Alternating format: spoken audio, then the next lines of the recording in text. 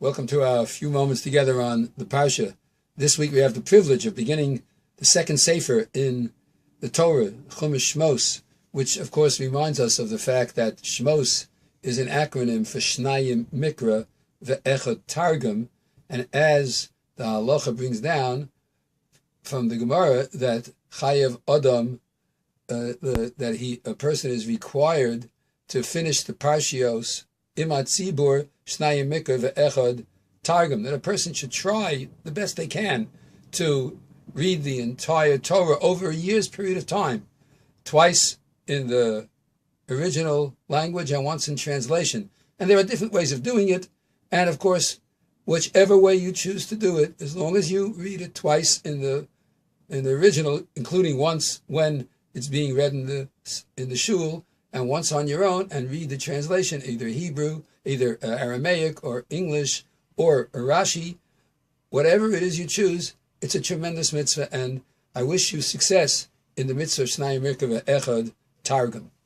At the beginning of the Sedra, Paro, Pharaoh in Egypt, commands the two midwives, Shifra and Puah, who were Yocheved and Miriam, he commands them to kill all the male babies the second they are born, in the hope that the mother would say, oh, the child was a stillborn, which was common, and this way there wouldn't be too much of an backlash. I guess over time it would happen, but the main thing is he would be rid of the prophecy that some Jew is going to come and going to redeem the Jews and take them out of the land. Of course, that was a little later, but it was basically the same idea that the Jews were going to be problematic for the people in Egypt. Whether that's so or not is irrelevant. Whether anti-Semitism is rational or the destruction of the Jewish people is rational is not the point. What we're going to be focusing on is that these were two Jewish midwives, two women who helped other women give birth. And the pasuk says that after they were commanded by the Pharaoh in Egypt to destroy the children, the pasuk says, "Vatirena hamiyaldos eso Elokim," that the midwives feared God, v'lo asu kasher dibar alehem melech Mitzrayim, and they did not do that which was spoken to them by the king of Egypt, v'tchayenu es hayeladim, but instead, as Rashi points out, they kept the children alive. Misafkos lehem mayim umazon. They brought them food and drink. They took care of them in a way that would guarantee that they would be healthy and there wouldn't be any untoward events that would happen to the lives of these children. And every one of them would live. Isn't it amazing?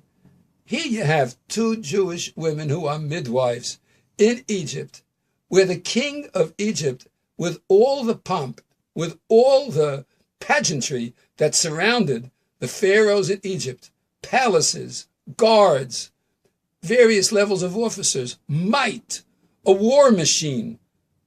Two women are commanded by this king. You have to picture it. Set it up with the king sitting on his throne, which took 70 steps to get up to, according to the Medrash. It took 70 steps, and all around them you have all the court with their spears and their swords, and the king calls them in, and he tells them, you're not to do this, and they don't listen. They don't listen because they had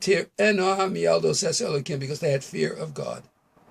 And what do we say every single morning?